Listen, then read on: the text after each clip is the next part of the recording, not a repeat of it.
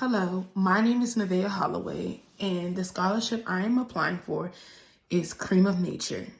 The question was, what does legacy mean to me? Legacy is something you are remembered by. It can be a song, a statement, a poem, a writing, a picture. Legacy is something that you leave upon the world that impacted them in a way that can move forward. For example, let's take Martin Luther King. Martin Luther King left a legacy. He was an activist, a civil rights activist that fought for equality for Black people.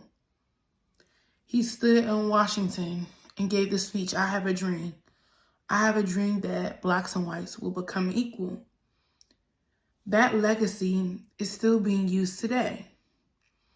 We are still today in society fighting for our rights to become equal to our white counterparts.